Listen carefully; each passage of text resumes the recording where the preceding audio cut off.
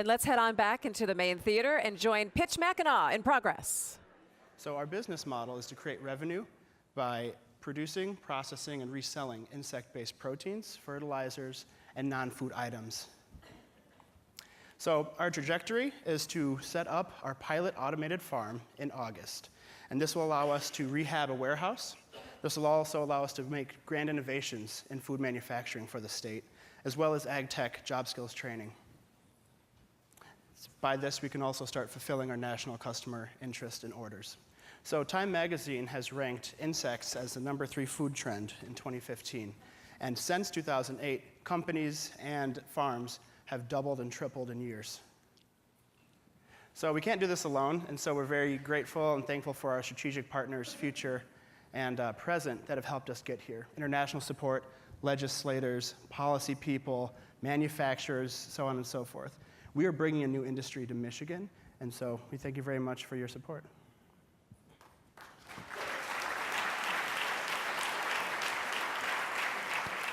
Okay, so I guess I am moderating. So we have 8 minutes for questions from the panel. Who would like to start? Patti, would you like to start? I'd be happy to start. So tell me a little bit more about your customers. What's unique about them that makes your solution the right answer for them? So our customers are falling into this low-HOS market, lifestyles of health and sustainability, which is the fastest growing trend market for food. They set precursors for years ahead. So Time also called crickets the new quinoa, really. So it starts with that. Our customers start with health and lifestyle, paleo people, gym rats, that type of thing. If you've already said there are only 8 cricket farms, let's say you get really successful. Can your suppliers keep up with your growth? I'm sorry, can the suppliers keep up with the growth? Yes, your growth. If you do well, if you win today, you're on your way to growth. Will you have enough supply? Yeah, so then our model for the automated system is modular, so we can expand it to any real estate. And part of that is that we're going to be rehabbing real estate in the city and elsewhere, and they can be raised vertically, so it kind of gives us an advantage to increase the supply very easily. To add to that, there's currently about 50 or so products on the US market, and they do not have enough supply. And so that's They do not have enough supply. enough supply out of the 8 farms. Yep, the 8 farms are not producing enough for the 50 or so products being made in the country. And this is just in America. And that's including this delicious Exo coconut bar Yep. made with cricket flour. Mm-hmm. Yes. Mm-hmm. Yep. I want to make sure that we say it correct. The company name is Ento? Detroit Ento. Detroit Ento. Okay. Paul? Yeah, I was going to say I've tried it. It's terrific. Tell me about what the ultimate CapEx is. So you said it's modular, and what kind of CapEx are you looking at to create? You said there are 8 in existence today. What's the incremental farm going to cost? So we have to, there's certain things that are confidential with the contract we're creating with this modular farm. But how we project with how this is going to work, depending on real estate, we'll definitely need a significant amount of expansion capital. But based on our original pilot, this model reduces our operational cost by 50%. How so? So in the utilities, in consumables for actually raising the crickets, as well as the automation aspects of water, heat, and feeding, as well as breeding. We can predict a precise amount of egg laying, and so on and so forth. Is this your product here? This is a customer that has interest in our powder. So this is not your product, though? It was a little confusing. Right. It was a little confusing. Exo and then Ento. So Yes. Correct. this is somebody they This is supply. somebody else's product. Are you currently manufacturing? We have our proof of concept, and now we just got a license from the state. That was holding us from sale. Okay, so now you have the ability to be the provider to this company. Yes, there's a lack of suppliers and more products like that than supply can handle. And I'm going to give the panel 1 second. Have you sourced this already from one of the 8 current farms, and now you're saying you want to build capacity because you want to now create your own farm? We started the whole process ourselves, from our basement all the way into a small warehouse unit. So we breed and raise and process. You raise these in your basement? Crickets? Started. That went over big with Mom. Yeah. And, Right. Yeah. No longer in the basement. No. my brother No wanted to have a worm farm in the Yeah. basement. We talked him out of that, but I grew up in Hollis. We had a roach farm in our basement, no matter. I'm going to leave it up to you guys for right now. Popular in China, yeah. Right. It is popular in China. I've been there a few times, and they take this in stride. You can walk down, and there's little markets, and where we might get a hot dog or whatever, they've got bugs, lots of different bugs that they eat. You're sure that in America we're going to embrace that as heartily as has been embraced in other parts of the world?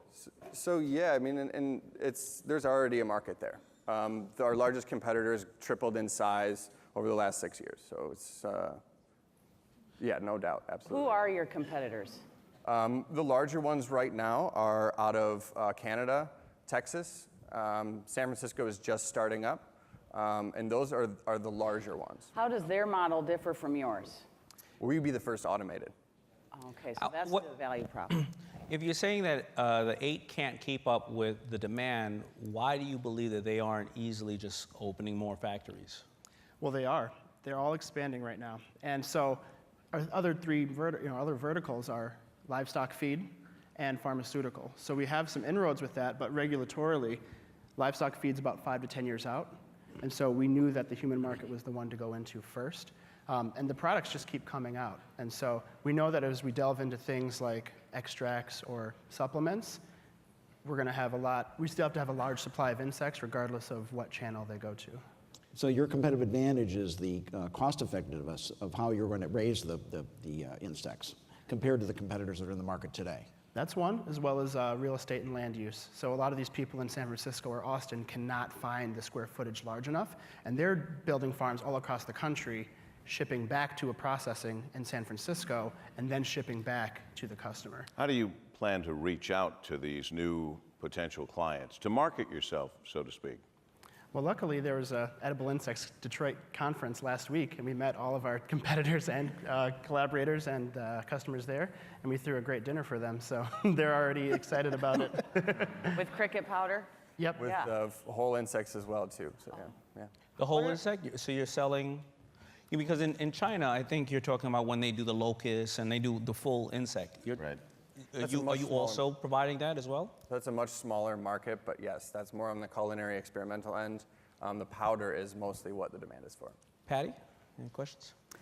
So when you talk about the economics of your business model, walk that through one more time for me. So we are developing an entire new supply chain in Detroit. And so from production, which is the rearing, processing, which includes dehydration and grinding, to the manufacturing of the product in a variety of kitchens, we can create this protein powder that then we get out to our end customers. Now that's just one revenue stream. There's a dry fertilizer called frass that we also have channels for that we'll be soliciting. As well, we're sending a lot of our product off to research partners, which we can't name, to look into this pharma type stuff. When are you cash flow positive? When do we cash flow positive? From between our pilot and our expansion, it looks like about 1.5 years. Tell me about your gross margin. Based on the marketplace today and the price per pound of finished product, what kind of gross margin do you expect to be able to produce And we have 1 minute using left. your technology? From our original, before this automated pilot, we were at 50%. Now it's, looking at all of the fine details, it'll be closer to 60 to 70%. Why the cricket as opposed to all the other wonderful fish flies, for example, that I'd love to see somebody find a use for fish flies or even mosquitoes? Why the cricket? Sure. It's their raising capacity right now. So also they're mostly acceptable in Western mindsets right now about food, more so than any other species. What gives you the indication that soy and things of that nature are going to decrease over the next 30 years? I'm sorry, what was the question? You said the soy-based protein and things of that nature are decreasing. Where do you get that data from? So that was a Lux Research Group, and they projected, and mostly it's the production method of soy. Right now we have to go into the rainforest, South America, furthermore, and essentially denude the landscape to create soy for feed for our livestock. So that's why our 3 verticals are going towards livestock as well. We're taking advantage of the human market because it's there, but soy is going to decrease just because of the production methods are so intensive right now and so resource intensive. All right, well, time's up. Congratulations, guys.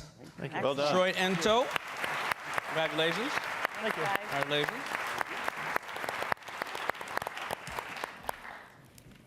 All right, I think I'm there's no tape. You can do that one. You did so well, that. Oh, you can do that one. Do that one. I know what I'm good at. I know what I'm not. Thanks, brother. So next we have Fathom from Grand Rapids. Matt and Danny, come out and join us. Good luck. Hi, guys.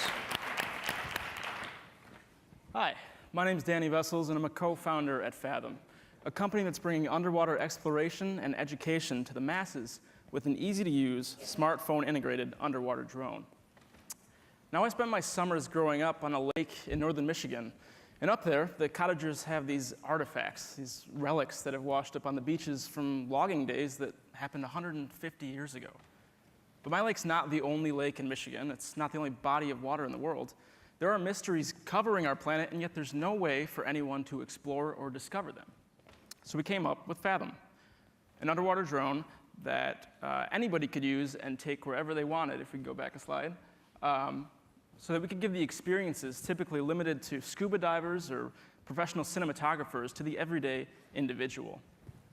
Now, there are some other options on the market, but they have a couple things in common. They either cost thousands of dollars or they take hundreds of hours to build on your own, and that's if you have a technical background. So Fathom had to be different. It had to be easy to use. So in this day and age, that meant using a smartphone app so that you could see what Fathom sees and control where Fathom goes, all from a dry location using your smart device. And this is our current prototype. It works like this. The drone connects via a tether to a topside buoy. Now, this tether is important for two main reasons. Primarily, that wireless communication through the water simply isn't possible. And secondly, God forbid anything goes wrong with the drone, you want to have a way to pull it back up to the surface so you don't lose your investment at the bottom of the ocean. Now, speaking of that investment, we knew that no matter how cool of a product we made, if we can go back a few slides, it wouldn't matter if it wasn't affordable. So we, after a year and a half of product development, the Fathom will retail at $600, making it the most affordable underwater drone on the market. We'll be launching it with our partners like Susan Eaton, Kinsey Beck, and even Fabien Cousteau. These are our professionals of ocean exploration and conservation. We also have partners, institutional partners like Aquarium of the Pacific, Shedd Aquarium, and the Department of State. These partnerships will help us grow as a business as we move forward. We've been featured in BBC News and Discovery News, and we've gained over 870 newsletter signups with a read rate of over 50%. This funnels directly into our Kickstarter campaign this summer, which will launch with a goal of $150,000. Now, this is a number that's been vetted not only by our engineering design firm in St. Joseph, Michigan, but also by our PR firm in Minneapolis. They've launched some of the most successful Kickstarter campaigns to date, and we're extremely excited to work with them as we move forward. Now, I'm sure as many of you know, the popularity of aerial drones has been growing at an incredible rate over the last few years. You've probably seen them in retailers like Target or Best Buy. And we believe Fathom can also move directly into retail. And that path starts with Second Chance sporting goods suppliers. Second Chance is a distributor in the UK whom we've signed a letter of intent with representing a $2.1 million deal. Now, they're also cool because they market to many different demographics. So we can move past just hobbyists, because Fathom is more than just a recreational toy. We can solve problems for boaters and scuba divers, sure, but we can also solve problems for police departments, or even a local municipality looking to test the quality of their water or their infrastructure more frequently. Never before has the underwater experience been so accessible thanks to Fathom. We have an awesome team of advisors that have been helping our team grow over the past year and a half, and we're incredibly excited to bring the product to market in the next few months. So I'd encourage you to dive to new depths and explore things that no one's ever seen before, because whatever you can fathom, you can do. My name is Danny Vessels, and this is Matt, and I'd love to take all your guys' questions. Thank you. Awesome. Great.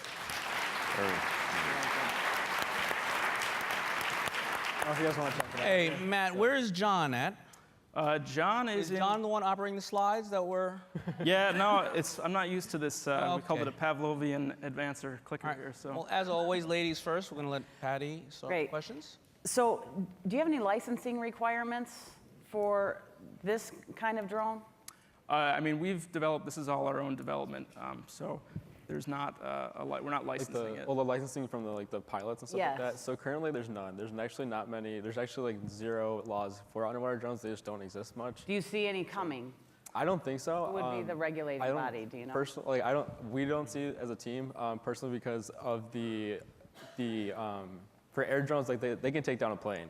If a boat goes through this, it's going to take down like the drone. It's going to be like a rock. This is 3D, correct? This is 3D Yes, printed? 3D printed.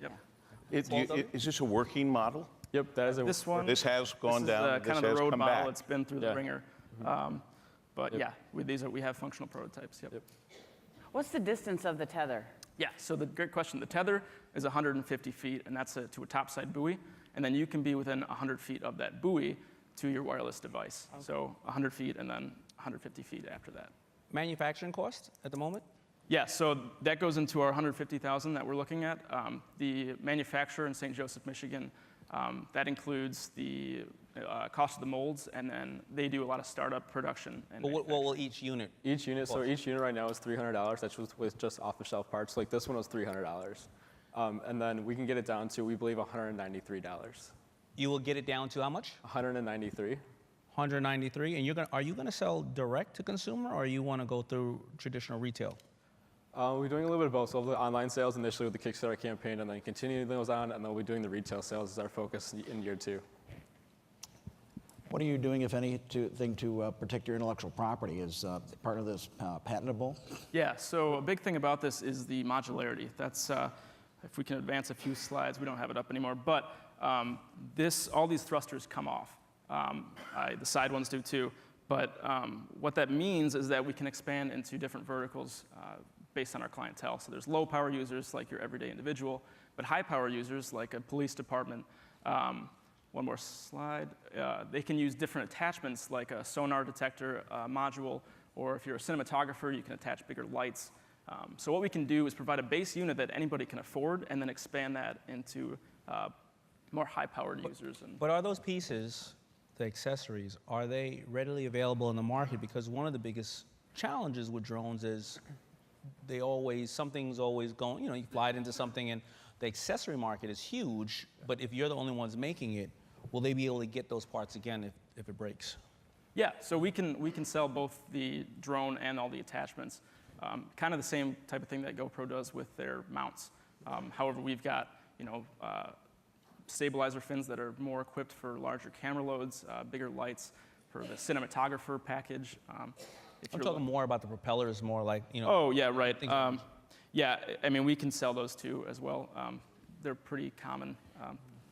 Matt and Danny, you had a pretty impressive group of people that you've been interacting with. Yeah, thank you. Well-known people, and some people with money. Have they liked this enough? Have they offered to invest? I think we've gotten a lot of different offers.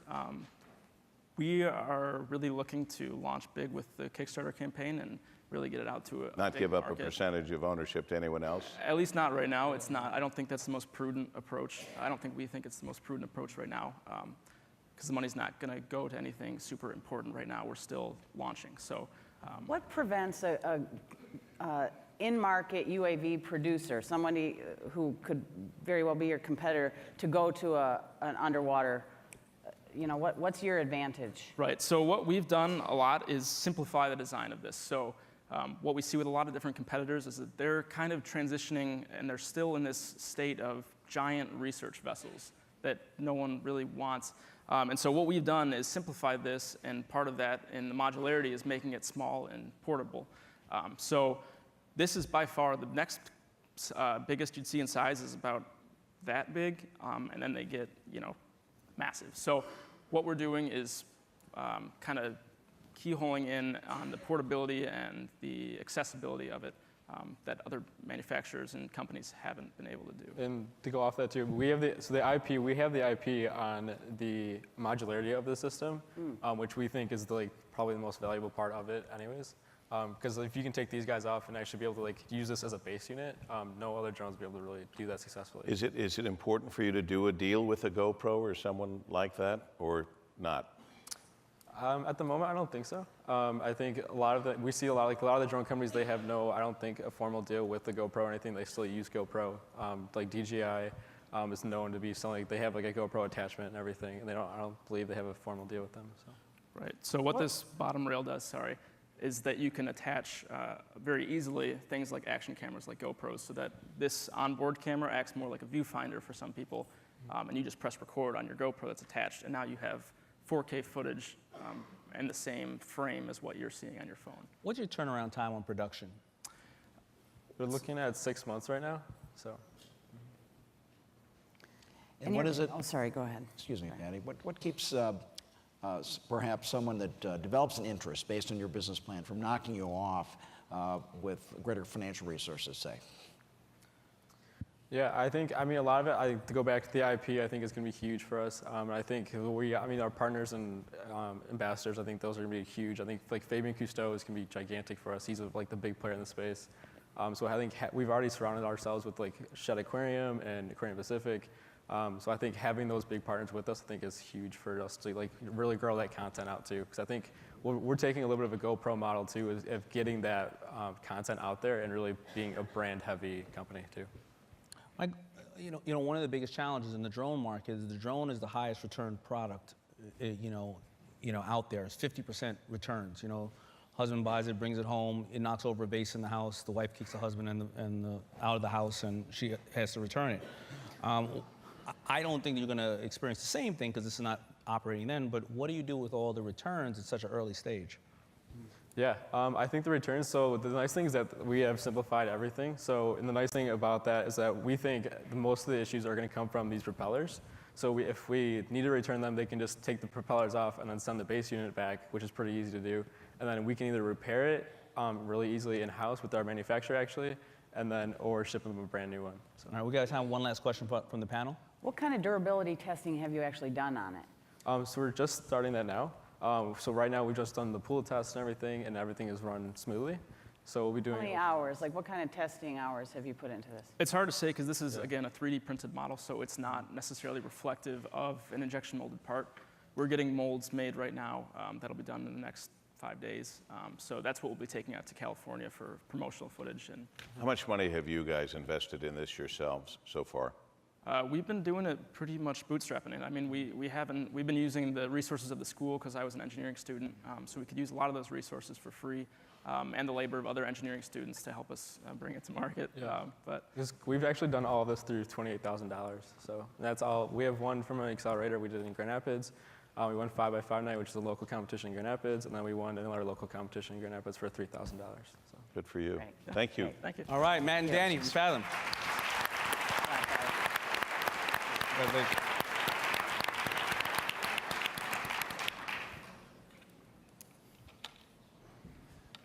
Thanks to both competitors. You guys have a tough job ahead of you. We are going to announce the winners after the defense panel a little bit later this morning. Housekeeping note, there is a smoothie bar in the art gallery for those of you who may want to grab a smoothie this morning.